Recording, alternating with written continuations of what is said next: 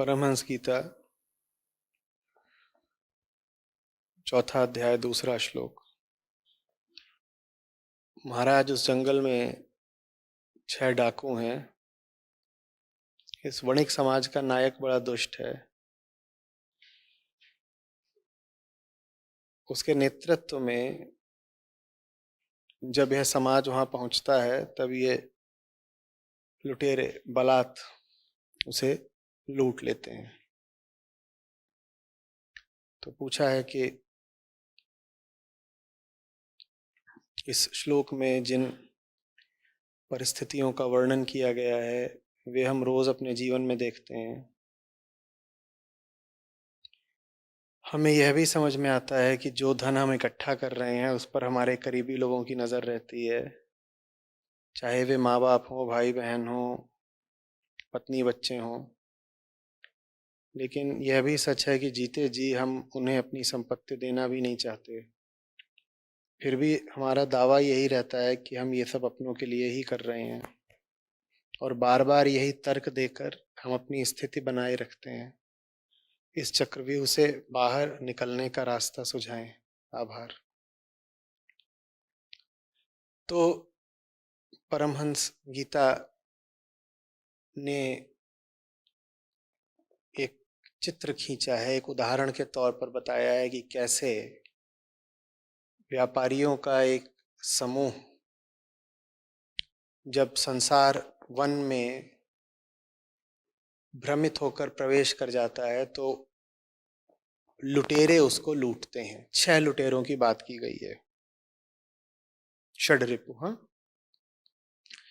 काम, क्रोध, मदमोह, मात्सर्य इत्यादि, भय।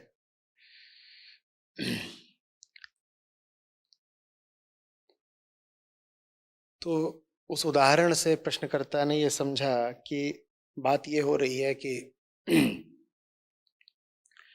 ये जो व्यापारियों की संपत्ति है, इसको कुछ दूसरे लोग हैं जो लूट ले जा रहे हैं, और कह रहे हैं ये बात बिल्कुल सही है, हम संपत्ति कमाते हैं, हमारे पत्नी बच्चे वगैरह वगैरह उस पर नज़र रखते हैं, और ये संपत्ति हम उनको देना भी नहीं चाहते इत्यादि। आप ये क्या फिल्मी कहानी बता रहे हैं? यहाँ ये नहीं कहा जा रहा है कि वो लुटेरे जो हैं वो आपके परिवार के दूसरे लोग हैं। ये नहीं कहा जा रहा है कि आपके पास बड़ी जबरदस्त संपत्ति है और उस संपत्ति को दूसरे लोग लूट लेना चाहते हैं। ये सब बातें तो फिल्मों में होती हैं कि एक आदमी है, उसने बड़ी मेहनत से पैसा कमाया है, लेकिन उसके अपने ही उसकी संपत्ति पर गंदी काली नजर रखते हैं। ये नहीं कह रहा है श्लोक, गलत मत पढ़िए गीता को।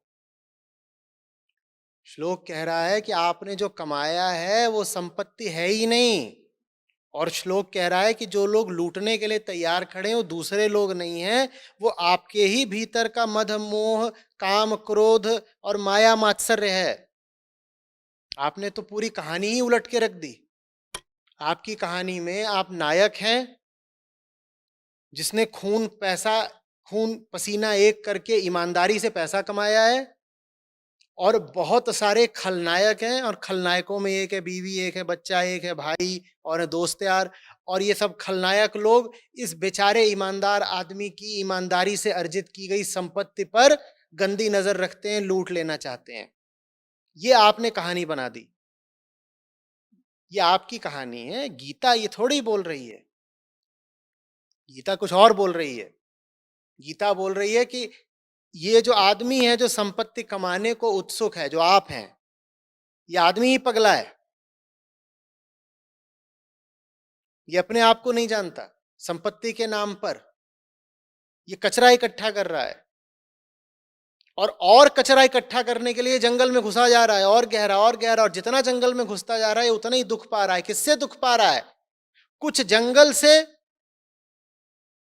और ज्यादा अपने भीतर बसे हुए अपने ही लुटेरों से। आपके पत्नी और बच्चे की बात नहीं हो रही कि वो आपको लूट ले जाएंगे। आपके भीतर जो अज्ञान और कामना और मद और मोह है, उसकी बात हो रही है, वो चीजें लूट रही हैं भाई आपको। आपने तो सारा इल्जाम उठा के दूसरों पे लगा दिया और आपने अपनी संपत्ति को बड़ा मूल्यवान बता दिया। हमारी संपत्ति को दूसरे लूट लेना चाहते हैं। आपके पास संपत्ति है कौन सी है भाई? देखिए जरा। हमें समझ में आता है, आपको समझ में आता है, शाबाश। हमें समझ में आता है कि जो धन हम इकट्ठा कर रहे हैं उस पर हमारे करीबी लोगों की नजर रहती है, चाहे वो माँ बाप हो, भाई बहन हो, पत्नी बच्चे हो। पिक्चरें कम देखा करिए।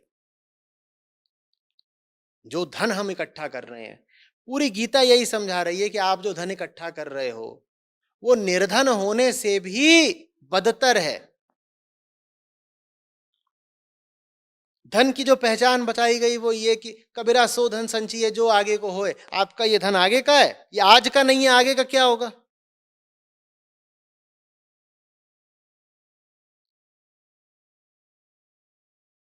तो पहली बात तो आपके पास धन है नहीं, और दूसरी बात, आपके दुश्मन दाएं बाएं अगल बगल के लोग नहीं है, ना परिवार के ना समाज के। आपका दुश्मन आपके भीतर बैठा हुआ है भाई। आपका ये धन किसी काम का नहीं है। आपके आसपास अगर लोग हैं जो आपके रुपए पैसे पे निगाह रखे हुए हैं, आप दे दीजिए उनको रुपया पैसा, यही आपका बदला होगा उनके खिलाफ। इससे बढ़िया आप उनको प्रतिकार दे नहीं सकते। जो व्यर्थ की चीज पर नजर जमाए बैठा हो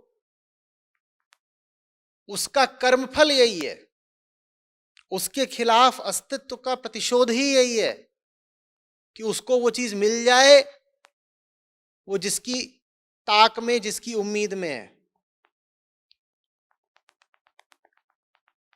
बड़ा अहंकार है आप में कि आप धनी हो गए। आपने धन नहीं कमाया है। धन तो वो है जो जीवन को धन्यता दे दे। आप ही बता दीजिएगा ईमानदारी से कि आपके धन ने आपको कितनी धन्यता दे दी है। जिस सीमा तक आपका धन आपको धन्यता दे रहा है, आपका धन आपके काम का है। पर मैं कह रहा हूं 99.9% आपका धन आपके बोझ की तरह है, धन्यता नहीं देता वो आपको। कोई आपके बोझ पर अगर नजरें गड़ाए है, कोई आपका बोझ अगर आपसे चुरा के ले जाना चाहता है, तो आपको कोई तकलीफ? बड़ी सुंदर कहानियां हैं, पढ़ा करिए थोड़ा। पिक्चरें कम देख करके आध्यात्मिक साहित्य थोड़ा ज्यादा पढ़िए। तो एक फकीर था, वो सो रहा था, छोटा सा घर उसका, छत टूटी हुई थी, उसको छेद में से चांद दिखाई दे रहा है। वो अपना जगा हुआ है, लेटा अपना चांद देख रहा है। एक चोर घुस आता है। ये चोर भी बहुत पहुंचा हुआ चोर होगा, फकीर के घर चोरी करने घुसा है। बेरोजगारी का जमाना होगा, पहले भी रहता होगा ऐसा। तो घुस के वहां जो उसे दो चार बर्तन भाड़ा मिला, फटी हुई चप्पल मिली, वो अपना ले करके वहां से निकल लिया। और क्या पाएगा, दो चार कपड़े वपड़े रहे होंगे, वो सब लेके निकल लिया। वो सोच रहा है कि ये सो ही रहा है फकीर, मैं बड़ा होशियार हूं, मैंने चोरी कर ली। वो जग रहा था, उसे सब पता था ये घुसा हुआ है, ये उठा रहा है, वो उठा रहा है, उठा ले। जब वो निकल गया तो पीछे से मुस्कुराता है, बोलता है काश मैं उसे चांद दे सकता। ये चीजें जो ले जाना चाहते हैं उन्हें ले जाइए, जाने दीजिए ना, चांद नहीं ले जा पाएंगे वो। दिक्कत यही है कि आपके जीवन में चांद है ही नहीं। जिसके जीवन में चांद होता है वो कहता है ले जाने दो। बेचारे बड़े गरीब हैं, इन्हें ले जाने दो जो ये ले जाना चाहते हैं। और अफसोस मुझे ये है कि इनकी गरीबी जिस चांद से मिटती है वो मैं इन्हें दे नहीं सकता। काश मैं इन्हें चांद दे सकता। तुम तो जो ले जा रहे हो ये तो भिखारियों की भीख है, ले जाओ।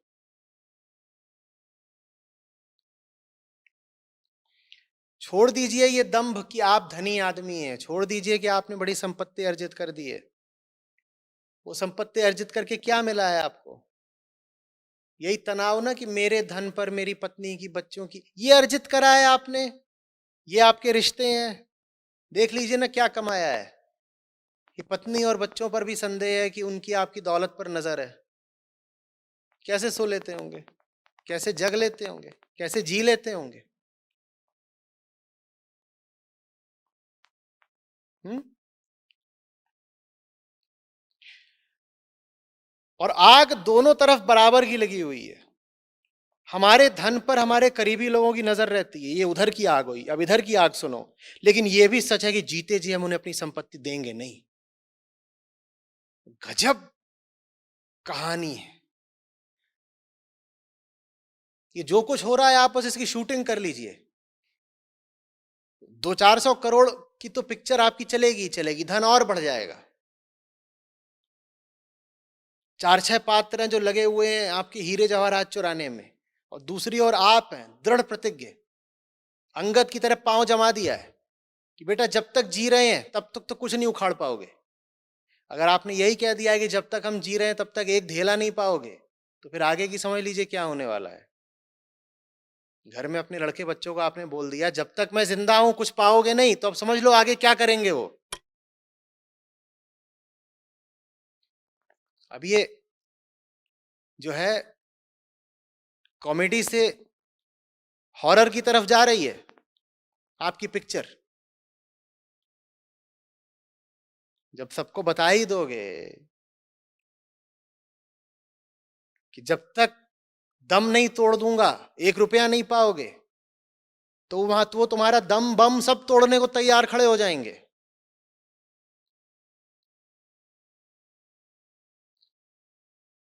अपमान नहीं कर रहा हूं, जब इस तरह की बातें पढ़ता हूं तो अधैर्य हो जाता है, समझ में नहीं आता कि क्या जवाब दूं। बड़ा दुख उठता है कि कोई कैसे अपना पूरा जीवन इस तरह के सिद्धांतों पर चलकर काट आया। वही जो भीतर से पीड़ा उठती है उसकी अभिव्यक्ति फिर कभी ताने के रूप में, कभी क्रोध के रूप में हो जाती है। पर आपकी हालत को देख के दर्द उठता है, अफसोस उठता है कि ये कैसे जी रहे हैं, क्या कर रखा है, क्या हाल बना रखा है।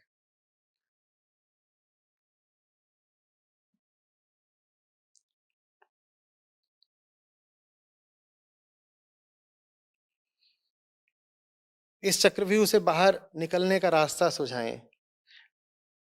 चक्रव्यूह बाहर का छोड़िए, आप भीतर का जो चक्रव्यूह है उस पर ध्यान दीजिए। भीतर जो चक्कर चल रहे हैं उस पर ध्यान दीजिए। किस चीज को आप अपनी संपत्ति बोल रहे हैं, किन को आप अपना बोल रहे हैं, आप हैं कौन, इस पर ध्यान दीजिए। ये सब स्थितियां फिर अपने आप सुलझ जाएंगी बाहर वाली। अंदर की स्थिति सुलझाइए। जीवन को लेके आपने जो कहानी गढ़ रखी है, जीवन वैसा है नहीं। अभी तक भी आपके साथ जो कुछ हुआ उसको लेकर आपके पास एक कहानी है, और वो कहानी झूठी है।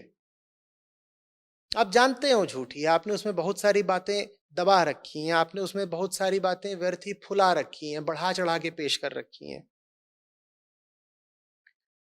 उस कहानी के यथार्थ की तरफ जाइए, बात खुल जाएगी। अध्यात्म तथ्यों से शुरू होता है भाई।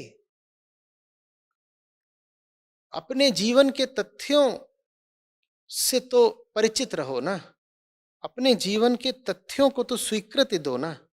जो हो रहा है तुम उसी को बेईमानी कर करके दबा दोगे, छुपा दोगे, तो काम कैसे चलेगा। जो हो रहा है तुम उसको कह दोगे हुआ ही नहीं, जो नहीं हुआ उसको तुम जोर जोर से चिल्ला चिल्ला के कहोगे यही हुआ, ऐसा हुआ, ऐसा हुआ। कल्पना का महल खड़ा कर दोगे, बेकार का आडंबर झूठ। तो कैसे चलेगा। तो पता करिए कि वास्तव में हो क्या रहा है, भीतर क्या चलता है, ये रिश्ते क्या हैं, क्यों बनाने हैं रिश्ते। और उन लोगों के बारे में थोड़ा जानिए, पढ़िए, जिन्होंने आप से बिल्कुल भिन्न एक जीवन बिताया। आप जिस भाषा में बात कर रहे हैं ना, उससे ऐसा लग रहा है कि आपने मान रखा है कि ऐसा ही होता है। हमारा दावा ऐसा रहता है, ये रहता है। एक तो हम की भाषा में बात करने का अर्थ होता है कि आप एक समूह का प्रतिनिधित्व कर रहे हैं और उस समूह में रहकर आपको ऐसा लगने लग गया है कि ये समूह ही तो संसार है, कि सब इसी तरह से विचार और व्यवहार करते हैं। नहीं, सब ऐसे नहीं होते। आप जैसे हैं उससे बहुत बहुत भिन्न भी लोग हुए हैं, उनके बारे में जानिए, उनके बारे में पढ़िए। और वैसे लोग अगर जीवित हों तो उनके संपर्क में आइए, तो आपको पता लगेगा कि जैसे आप जी रहे हैं वैसे जीना ज़रूरी नहीं है, बल्कि वैसे जीना मूर्खता है। लोग हैं जो बहुत अलग तरीके से जी रहे हैं और वही हैं जो वास्तव में जी रहे हैं। ठीक है? शुरुआत करिए। ये प्रश्न भी आप अभी इसलिए कर पाए क्योंकि आज आपने परमहंस गीता का पाठ करा। अब परमहंस गीता को और अन्य गीताओं को छोड़िएगा नहीं। आपको इनकी बहुत-बहुत ज़रूरत है। इनके साथ रहिए। इनके साथ नहीं रहेंगे तो अपने साथ रहेंगे। अपने साथ रहना आपको फलेगा नहीं।